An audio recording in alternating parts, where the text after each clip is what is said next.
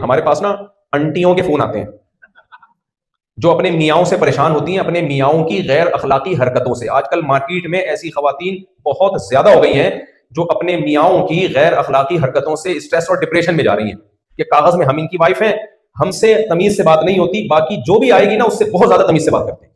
پتہ نہیں ایک دم ان کے چہرے پہ کھلکھلاہٹ آ جاتی ہے، کوئی بھی انٹی آ جائے تو ایٹیٹیوڈ ہی چینج ہو جاتا ہے ان کا.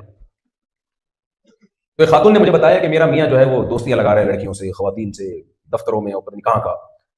میں نے ان سے کہا دیکھیں آپ کیا جب رشتہ آیا ہوگا کسی مذہبی گھرانے سے جو نظر جھکانے والا، شریف شرفا، حاجی نمازی، تو آپ نے یہ کہہ کے ریجیکٹ کر دیا ہوگا ہمیں مولویوں سے نہیں، کیونکہ یہ ہم پہ پابندیاں لگائیں گے. پردہ کرو، نماز پڑھو، تلاوت کرو، اسٹار پلس کیوں دیکھ رہی ہو، پتہ نہیں پرانا ہو گیا نیا، یہ کیوں دیکھ رہی ہو، وہ لگائے گا ہم پہ پابندی. اس لیے ہمیں کوئی بولڈ براڈ مائنڈڈ قسم کا ہسبینڈ چاہیے.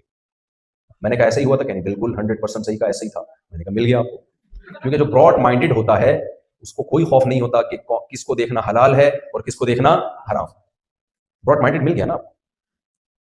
تو وہ تو اور پھر دوسری بات میں نے کہا جب آپ نے پردے کے احکام قرآن میں پڑھے ہوں گے، علماء سے سنے ہوں گے، تو آپ کو لگا ہوگا کہ کیا پابندیوں میں اسلام نے ہمیں ڈال دیا. تو آپ کا میاں جو خراب ہوا ہے نا وہ پردے والی خواتین کی وجہ سے نہیں ہوا، وہ ان آزاد خیال خواتین کی وجہ سے ہوا ہے جو پردہ بولو نہیں کرتی. اور آپ جیسی لاکھوں خواتین کا گھر برباد ہو گیا ہے، کیونکہ مرد، بہت معذرت کے ساتھ آپ لوگوں کے علاوہ مردوں کی بات کر رہا ہوں، مرد سارے ہی ٹرکی ہوتے ہیں، آپ لوگ کے علاوہ کی بات کر رہا ہوں. اللہ کو پتا ہے نا، اس لیے اللہ نے عورت کو حکم دیا. کیا حکم دیا؟ مرد کو حکم نہیں دیا پردے کا، کیونکہ عورت میں یہ عورت اس طرح نہیں ہوتی.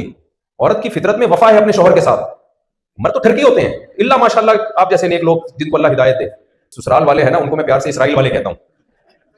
دامادوں کے مقابلے میں جو سسرال، آپ میرا ضرب دیکھو، میرا ضرب، حوصلہ دیکھو، حوصلہ دیکھو، آپ حوصلہ.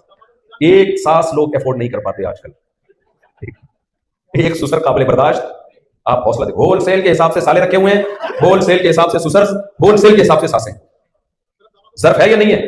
تبھی تو میں چاہ رہا ہوں ایک ہفتہ اور پڑھوا دوں گا. خیر استغفر اللہ، مذاق کر رہا ہوں. تو کتنی مقدس آیات ہیں.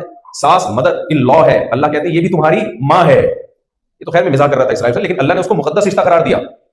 وَأُمَّهَاتُ نِسَائِكُمْ وَرَبَائِبُكُمُ اللَّاتِي فِي حُجُورِكُمْ مِن نِّسَائِكُمُ اللَّاتِي دَخَلْتُم بِهِنَّ. کسی عورت سے تمہارا نکاح ہو گیا، اس کا اگر کسی شوہر سے بیٹی ہے تو آج سے وہ تمہاری بیٹی ہے، اس سے تم ساری زندگی نکاح بولو نہیں کر سکتے.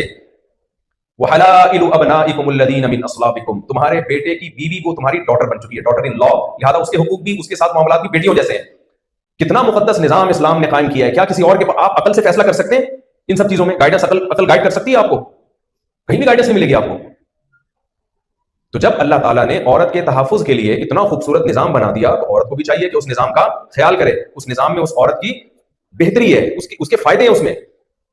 تو اعتدال کا راستہ صرف اور صرف کون سکھاتا ہے بھائی؟